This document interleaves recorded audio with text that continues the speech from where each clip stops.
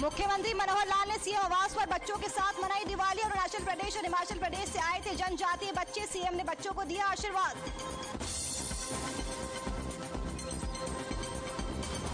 गुरुग्राम और रेवाड़ी में run for unity की दौड़ का हुआ आयोजन। दौड़ में सैकड़ों बच्चों ने लिया भाग, प्रतिभागियों ने ली राष्ट्रीय एकता की शपथ।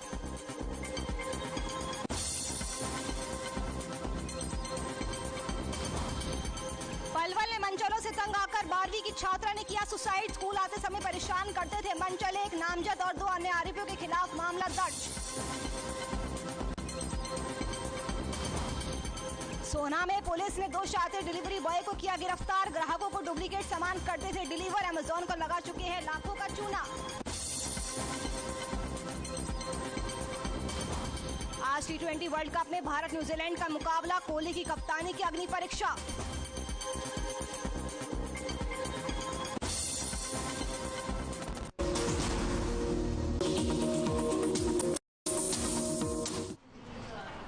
नमस्कार, हर खबर हरियाणा देख रहे हैं आप। मैं हूं आपके साथ नुपुर सक्सेना। रुक करते हैं खबरों का। पहली खबर पलवल से है, जहां पर मंचलों का आतंक दिन ब दिन बढ़ता जा रहा है। एक 12वीं की छात्रा ने मंचलों के आतंक से तंग आकर उसने खुदकुशी कर ली है, तो वही पुलिस ने भी मामला दर्ज कर लिया है। शहर थाना पुलिस ने छात्रा के पिता की शिकायत पर एक नामजद और 2 अन्य आरोपियों के खिलाफ खुदकुशी के लिए उकसाने का मामला दर्ज कर आगे की जांच शुरू कर दी है। फिलहाल सभी आरोपी पुलिस की गिरफ्त से फरार चल रहे हैं।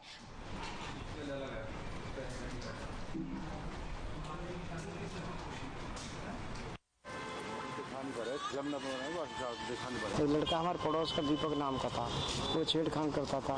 फिर हमें पता पड़ी तो हमने उससे कही, तो हम मारने को आया था हम पे। फिर इसलिए उसने सुनी लड़की ने, इसलिए फिर उसने उसके चक्कर में वो कर लिया। ये हमारा भवनकुट चौकी का मामला है, जिसमें एक 17.5 साल की लड़की ने अपने घर में ही पंखे से लटक कर आत्महत्या कर ली। उसके पिताजी ने के बयान के ऊपर हमने 306/34 IPC का पर्चा दिया। उन्हीं के मोहल्ला का एक लड़का है जो लड़की को परेशान करता था। और इसी खबर पर अधिक जानकारी के लिए पलवल से हमारे संवाददाता ऋषि भारद्वाज हमारे साथ जुड़ चुके हैं। ऋषि, पलवल में मंचलों का आतंक दिन पर दिन बढ़ता जा रहा है। 12वां की छात्रा ने छेड़खानी से तंग आकर खुदकुशी कर ली है, क्या कुछ जानकारी मिल पा रही है?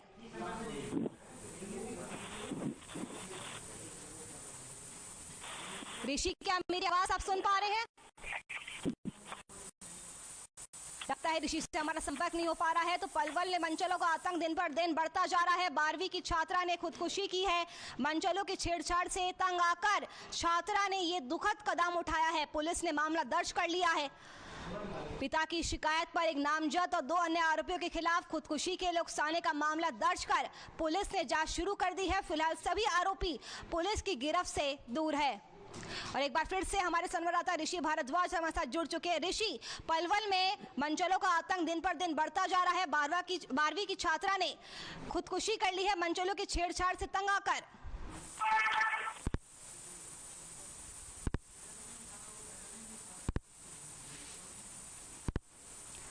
लगता है ऋषि से हमारा संपर्क नहीं हो पा रहा है।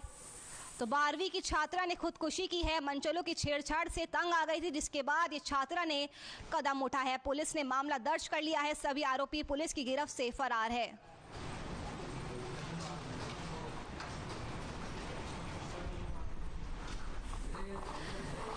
एक बार फिर से हमारे संवाददाता ऋषि भारद्वाज हमारे साथ जुड़ चुके हैं। ऋषि, पलवल में मंचलों का आतंक दिन पर दिन बढ़ता जा रहा है। 12वीं की छात्रा ने खुदकुशी कर ली है।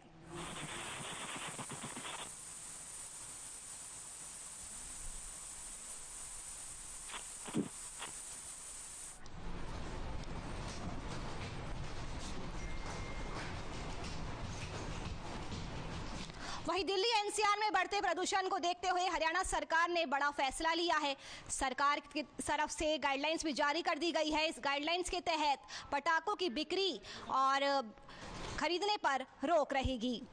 तो हरियाणा सरकार ने बड़ा फैसला लिया है, पटाखों पर बैन रहेगा। हरियाणा के 14 एनसीआर के जिलों में पटाखों की बिक्री और फोड़ने पर बैन लगाया गया है। इन जिलों में फरीदाबाद, गुरुग्राम, भिवानी और चरखी दादरी समेत 14 जिले शामिल हैं। यानी इन जिलों में पटाखों की बिक्री और जलाने पर रोक रहेगी।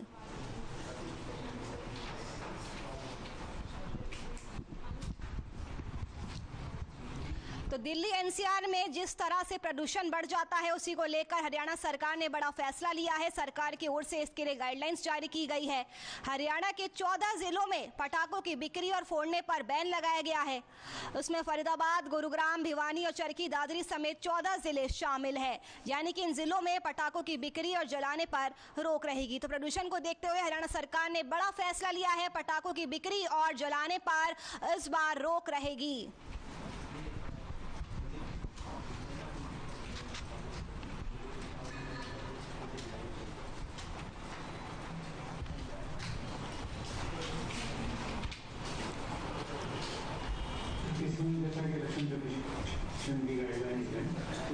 अगली खबर चंडीगढ़ से है। सीएम मनोहर लाल ने समीक्षा बैठक ली है। उन्होंने वहां पर यह कहा कि भूटान में जिस तरह से ईज ऑफ लिविंग इंडेक्स है उससे लोग खुश रहते हैं, उसी के आधार पर प्रदेश में अच्छे पैरामीटर बनाए जाएंगे। तो सीएम मनोहर लाल ने बैठक का आयोजन किया। इसमें उन्होंने ये कहा कि विकास के लिए ग्राम दर्शन पोर्टल बनाया जाएगा। पोर्टल पर कोई भी विकास की मांग कर सकता है। साथ ही बेटी बचाओ बेटी पढ़ाओ पर पुस्तक का भी विमोचन किया गया।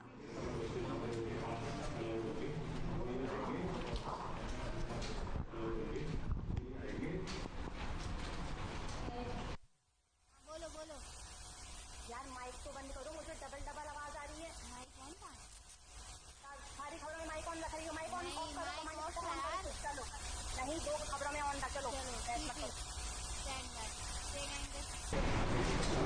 वही सीएम मनोहर लाल ने सीएम आवास पर दीपावली मनाई।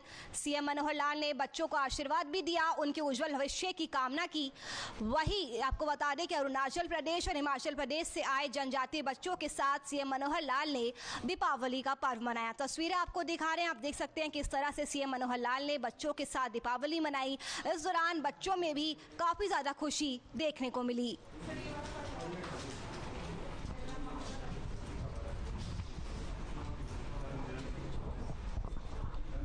तो तस्वीरें आप तक पहुंचा रहे हैं, आप देख सकते हैं किस तरह ने वहां पर सीएम ने बच्चों के साथ दिवाली मनाई है। सीएम आवास पर दिवाली मनाई गई है। अरुणाचल प्रदेश और हिमाचल प्रदेश से जनजातीय बच्चे आए थे। सीएम ने इन बच्चों के साथ दिवाली मनाई। मिट्टी के दिए जलाकर दीपावली मनाई गई। इसके अलावा सीएम मनोहर ने बच्चों के उज्जवल भविष्य के लिए आशीर्वाद भी दिया है।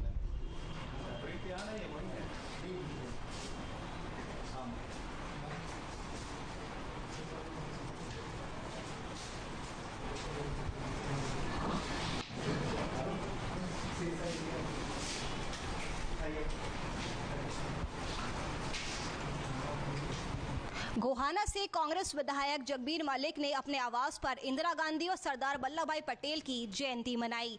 इस मौके पर उन्होंने एलनाबाद उपचुनाव को लेकर भी बातचीत की। उन्होंने कहा कि दूसरी पार्टियों ने पैसे का सहारा लिया है, जिसके कारण कांग्रेस के कैंडिडेट को नुकसान हो सकता है। अगर पैसे का सहारा ना लिया गया होगा तो कांग्रेस कैंडिडेट पहले नंबर पर आएगा।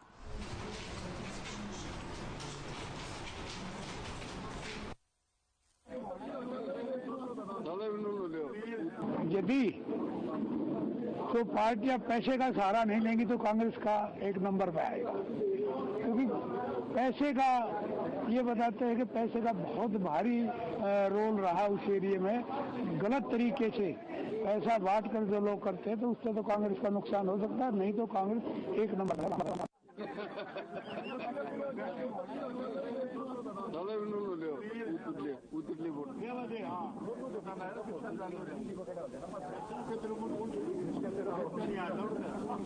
तो एलनाबाद उपचुनाव को लेकर कांग्रेस एमएलए का बयान सामने आया है। उन्होंने आरोप लगाया कि दूसरी पार्टियों ने चुनाव के अंदर दबकर पैसे चलाए हैं, जिसके कारण कांग्रेस के कैंडिडेट को नुकसान हो सकता है। अगर पैसे का सहारा ना लिया गया होगा तो कांग्रेस कैंडिडेट पहले नंबर पर आएगा। तो बड़ा आरोप लगाया गया है कांग्रेस एमएलए जगबीर मलिक की तरफ से। अपने निवास स्थान पर पूर्व पीएम इंदिरा गांधी और पूर्व पीएम वल्लभ भाई पटेल की उन्होंने जयंती मनाई। इसी दौरान जगबीर मलिक ने एलनाबाद उपचुनाव को लेकर कहा कि दूसरी पार्टियों ने चुनाव के अंदर दबकर पैसे उड़ाए हैं, जिसके चलते कांग्रेस के कैंडिडेट को नुकसान हो सकता है। अगर पैसे का सहारा ना लिया गया होगा तो कांग्रेस कैंडिडेट पहले नंबर पर आएगा।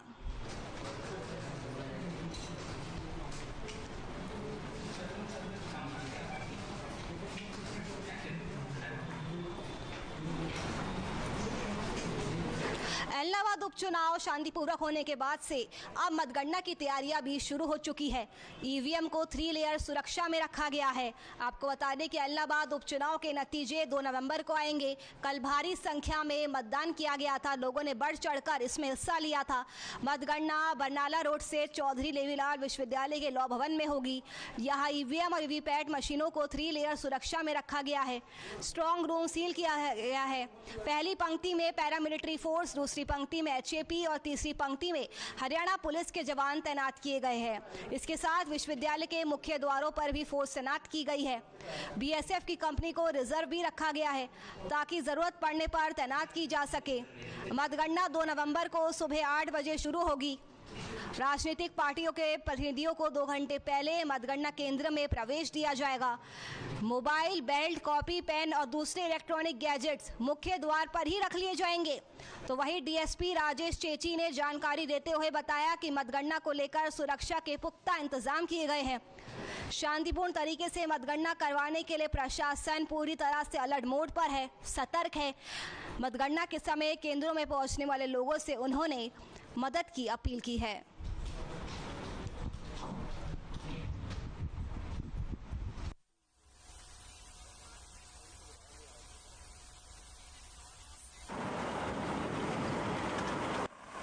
इसमें जैसा कि इलेक्शन कमीशन की गाइडलाइंस हैं कि 3 लेयर में सुरक्षा होगी। तो इसमें पहला घेरा जो है पैरामिलिट्री का रहता है स्ट्रांग रूम के चारों तरफ, और उसके बाद दूसरा घेरा आर्मेड पुलिस या आईआरबी, तो हमने एचएपी आर्म की जो लगाई है एक प्लाटून, और उसके तीसरा घेरा होता है हमारा हरियाणा पुलिस का। तो ये है। अब इसमें थोड़ा सा एक्स्ट्रा ये किया गया है कि गेट्स पे भी गार्ड लगाई गई है। तीनों जो गेट हैं जो हमारी यूनिवर्सिटी के, तीनों जगह गार्ड है, और एक पेट्रोलिंग के लिए राइडर और पीसीआर भी चारों तरफ छोड़ी गई। तो पुख्ता व्यवस्था की गई है। काउंटिंग में भी यही होगा जैसा हमेशा से सीडीएलयू में जब भी हम काउंटिंग करवाते हैं कि मेन गेट से ही आप मोबाइल फोन, आपकी व्हीकल, गाड़ी जो भी बाहर छोड़ना पड़ेगा, और जो ऑथराइज्ड एजेंट हैं जिनको जो भी पार्टी के इंडिपेंडेंट लोगों के जो इलेक्शन कमीशन की तरफ से या डिस्ट्रिक्ट इलेक्शन ऑफिसर की तरफ से जिनको पास अलाउड होंगे वही आएंगे। वही हर खबर हरियाणा को शुभकामनाएं मिलने का तांता लगातार जारी है। आपको बता दें कि प्रसिद्ध उद्योगपति ने भी हर खबर हरियाणा को शुभकामनाएं दी है। आप ही सुनिए क्या कुछ कहा उन्होंने।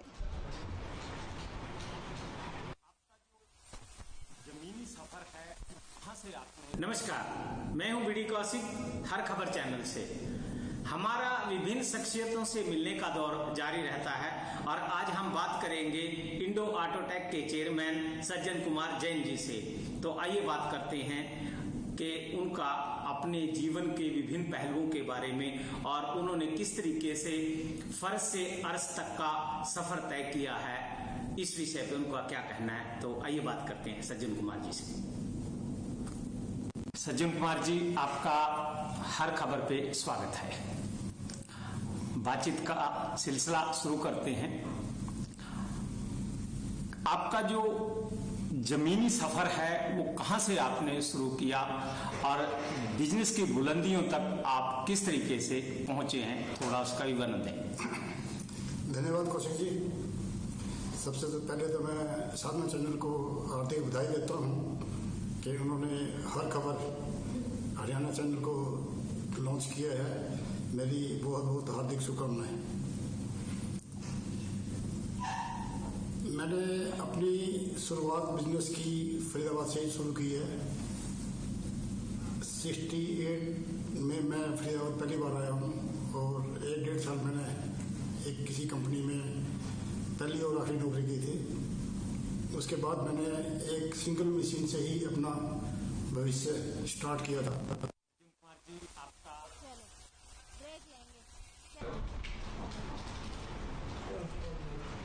चलिए रुकेंगे एक छोटे से ब्रेक के लिए, जल्द हाजिर होंगे, कहीं मत जाइएगा।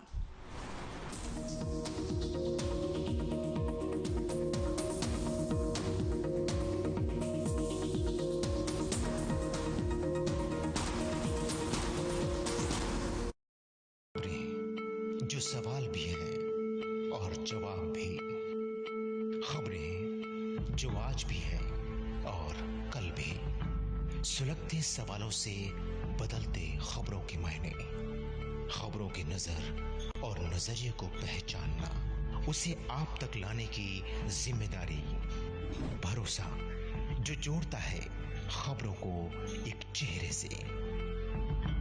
नमस्कार, मैं हूं सुंदर सोलंकी और अब आपकी आवाज नहीं होगी अनसुनी। हर खबर हरियाणा, मारी खबर मारा चैनल।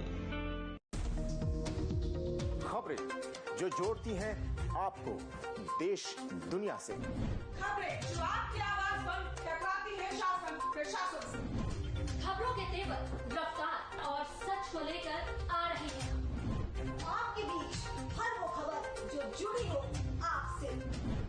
गांव की गलियों से सप्ताह के गलियारे तक आपकी आवाज बनेगी हमारी मुहिम।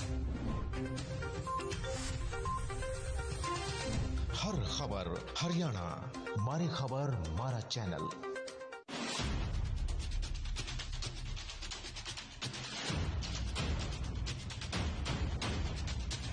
अंधेरे में भी दिखेगी खबरों की रोशनी, क्योंकि मकसद है हर खबर को आप तक पहुंचाना।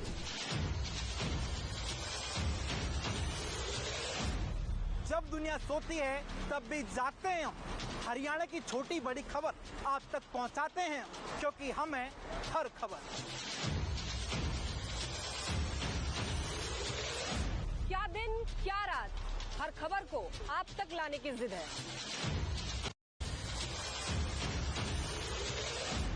सोती रातों में जागती खबरों की खबर रखते हैं हम। जब सोती है दुनिया तो जागते हैं हम। आपके लिए खबरें खंगालते हैं हम, क्योंकि हम समझते हैं हर खबर है जरूरी। रात के सन्नाटे को चीरती अब खबरें देंगी आपके जहन में दस्तक। देखिए रात का रिपोर्टर, सिर्फ हर खबर हरियाणा पर। खबरें जो सवाल भी है और जवाब भी।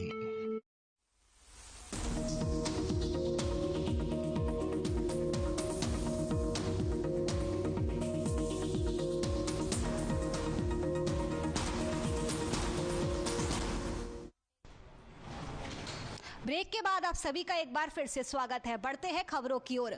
अगली खबर फरीदाबाद से है, जहां पर लोग महंगाई की वजह से परेशान हो चुके हैं। त्योहारों का सीजन है, ऐसे में पेट्रोल डीजल के बढ़ते दाम, सब्जियों के बढ़ते दाम कहीं ना कहीं लोगों के घर का बजट बिगाड़ रहे हैं। लोगों के सब्र का बांध टूट गया है। महिलाओं ने बीजेपी सरकार को महंगाई को लेकर जमकर कोसा। उन्होंने कहा कि हरियाणा सरकार महंगाई पर रोक लगाने में विफल रही है। वहीं जब सब्जी विक्रेता से बात की गई तो उन्होंने बताया कि पीछे से ही सब्जियां महंगी आ रही है और 2 महीने तक फिलहाल सब्जियां ऐसे ही महंगी रहेगी। तो लगातार बढ़ती महंगाई की वजह से लोग भी अब काफ़ी ज़्यादा परेशान हो चुके हैं। लोगों में सरकार के खिलाफ काफ़ी ज़्यादा आक्रोश देखने को मिल रहा है। लोगों के मन में सिर्फ एक ही सवाल है कि आखिरकार उन्हें महंगाई से कब निजात मिलेगी।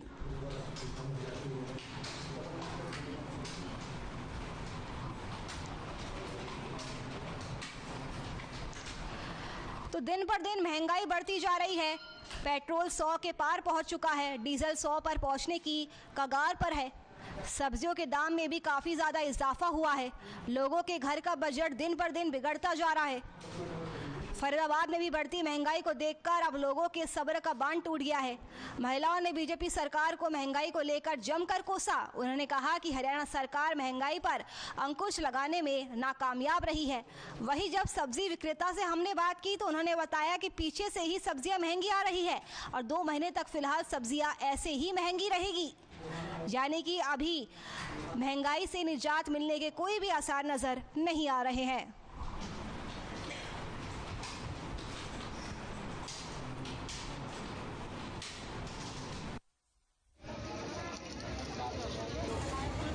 घर के बजट, सिलेंडर देख लो, सब्जी देख लो, बच्चों की फीसें देख लो, हर एक चीज़ पे असर है। कोई भी चीज़ हो, बंदे का जीना मुश्किल हुआ है। सिर्फ एक जान है जो बंदे की सस्ती, और कुछ भी नहीं।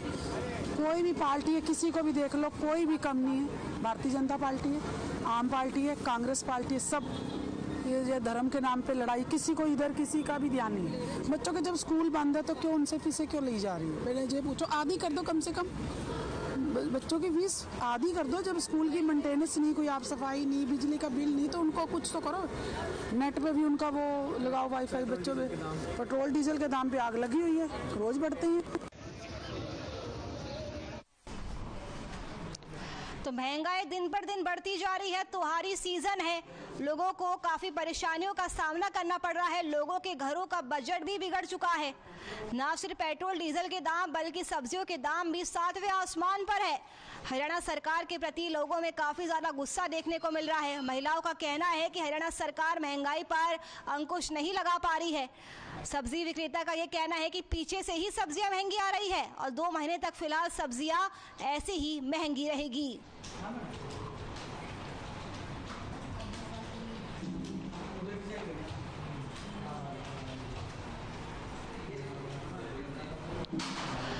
तो दिन पर दिन महंगाई बढ़ती जा रही है। लोगों के सब्र का बांध अब टूट चुका है। पेट्रोल के दाम 100 रुपए के पार पहुंच चुके हैं, तो वही डीजल 100 की पहुंचने पर कगार है। बीजेपी सरकार को महंगाई को लेकर महिलाओं ने जमकर कोसा। महिलाओं का कहना है कि हरियाणा सरकार महंगाई पर अंकुश लगाने में विफल रही है।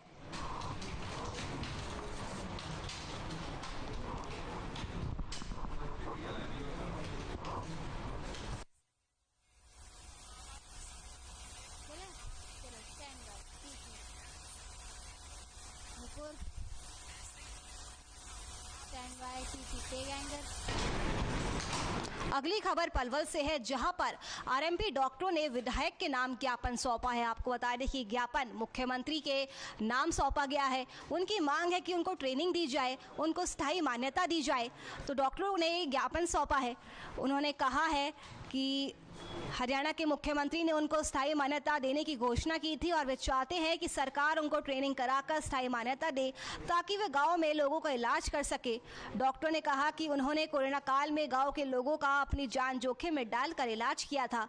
वहीं विधायक दीपक मंगला ने डॉक्टरों को आश्वासन दिया है कि वे उनकी समस्या को जल्द ही मुख्यमंत्री के सामने रखेंगे और उनकी समस्या का समाधान भी कराएंगे।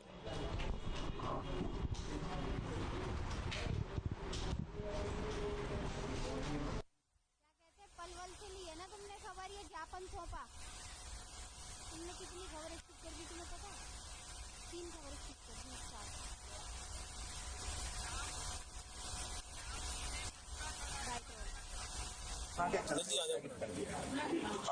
देखिए, मानव चिकित्सा सेवा संघ के नेतृत्व में आज हमने माननीय दीपक मंगला जी को एक ज्ञापन सौंपा है, जिसमें हमने मांग रखी है। आपने भी देखा होगा कि अभी पिछले समय में जो कोरोना काल चल रहा था, उस टाइम सभी डॉक्टर्स ने अपने अपने हॉस्पिटल्स बंद कर दिए, ओपीडी बंद कर दी, फीस बढ़ा दी। और हमारे जो ग्रामीण चिकित्सक हैं, इन्होंने अपना घर घर जाके दवाइयाँ देने का काम किया है। 50-60 रुपए में आरएमपी डॉक्टर्स है जो कि गाँव में प्रैक्टिस करते हैं, और जिस किसी पे पैसे भी नहीं है उसका भी इलाज इन्होंने किया है। और इस जो गंभीर महामारी थी इसमें रोक लगाई। हाँ, तिरंगा याद रहा ना? चलो स्टैंड बाय, टी पी लेंगे।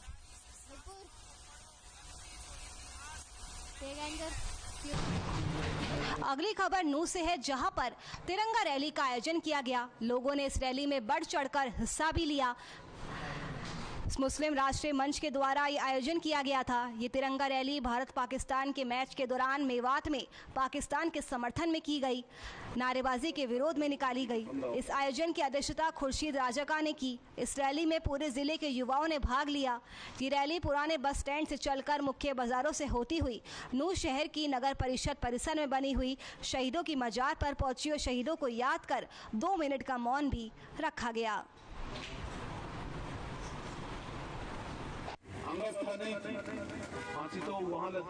हमारे मुस्लिम राष्ट्र मंच के मार्गदर्शक इंद्रेश कुमार जी के आह्वान पर ये वंदे मातरम तिरंगा मार्च था मेवात के नौजवानों का। इसलिए ये विरोध में था कि जो पाकिस्तान और हिंदुस्तान का जो क्रिकेट मैच हुआ था, उसमें कुछ मेवात के नौजवानों ने पाकिस्तान जिंदाबाद के नारे लगाए थे। उनकी कड़ी निंदा करते हुए मुसलमान और हिंदू नौजवानों ने मिलकर आज ये तिरंगा वंदे मातरम मार्च निकाला हिंदुस्तान जिंदाबाद के लिए और पाकिस्तान मुर्दाबाद के लिए, और हम इस मौके पर इसकी कड़ी निंदा करते हैं जो पाकिस्तान के समर्थन में जो नारे लगाए थे, और सरकार से मांग करते हैं कि ऐसे लोगों के खिलाफ सख्त से सख्त कार्रवाई। आजादी का जंग चल रहा था और जब ब्रिटिश उठी बाजी आजादी से आजाद कराने के लिए हिंदुस्तान अंगस्था नहीं थी। वही अगली खबर कुरुक्षेत्र से है, जहां पर दीपावली के मौके पर एक कार्यक्रम का आयोजन किया गया। इस कार्यक्रम में कई कलाकार भी अपनी प्रस्तुति देने के लिए पहुंचे, तो वही इस कार्यक्रम में गीत संगीत आदि भी प्रस्तुत किए गए। महिलाओं ने भी इस कार्यक्रम में बढ़ चढ़कर हिस्सा लिया। आपको बता दें कि विशेष कलाकारों के साथ साथ नगर के वरिष्ठ नागरिकों और अन्य संस्थाओं के प्रतिनिधियों ने दीपावली का पर्व उत्साह और उमंग के साथ मनाया। जब कार्यक्रम में बड़ी उम्र के वरिष्ठ नागरिक भी मौजूद थे, तो अपनी भारतीय परंपरा और मान्यताओं पर एक अच्छी वार्तालाप भी हुई।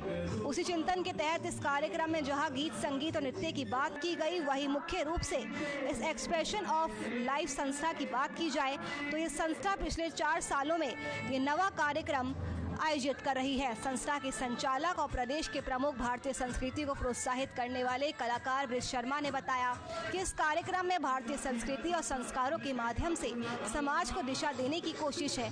वहीं इस कार्यक्रम में 50 साल से अधिक उम्र की महिलाओं ने अपनी प्रतिभा भी दिखाई।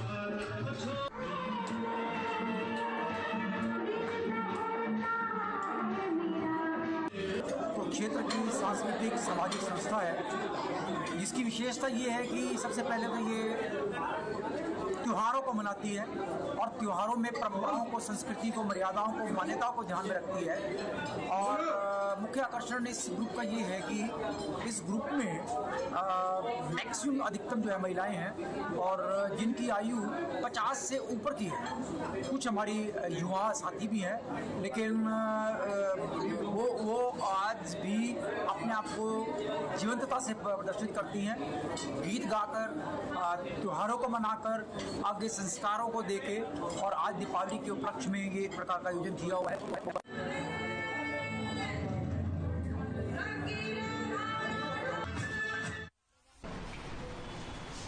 अगली खबर पुनाहना से है, जहां पर ग्रामीणों ने आरोप लगाया है कि उन्हें 2 महीनों से राशन नहीं मिल पा रहा है। एक तरफ प्रदेश सरकार है जो गरीबों तक फ्री में राशन पहुंचाने का काम कर रही है, तो वहीं कुछ डिपो होल्डर विभाग के अधिकारी हैं, उनकी मिलीभगत की वजह से गरीबों के राशन को हड़पने का काम किया जा रहा है।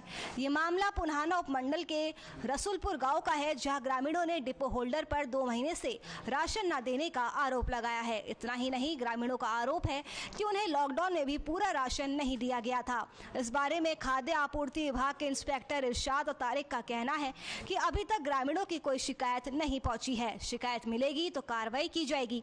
वहीं जिला खाद्य आपूर्ति विभाग के अधिकारी अशोक रोहिल्ला का कहना है कि अगर ग्रामीणों की इस तरह की शिकायत है तो इंस्पेक्टर से इस बारे में जानकारी लेकर आगे की कार्रवाई भी की जाएगी।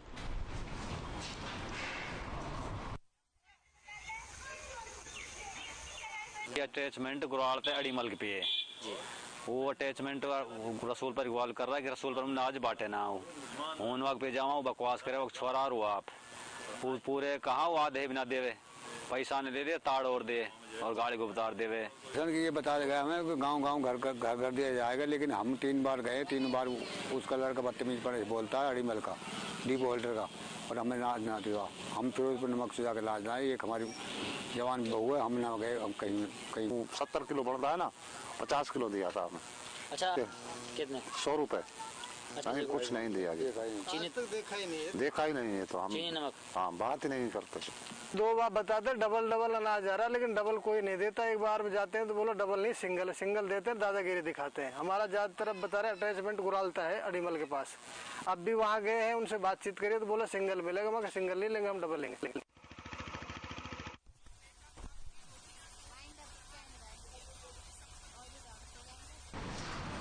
चलिए फिलहाल के इस बुलेटिन में मेरे साथ बस इतना ही। देखते रहिए हर खबर हरियाणा। नमस्कार।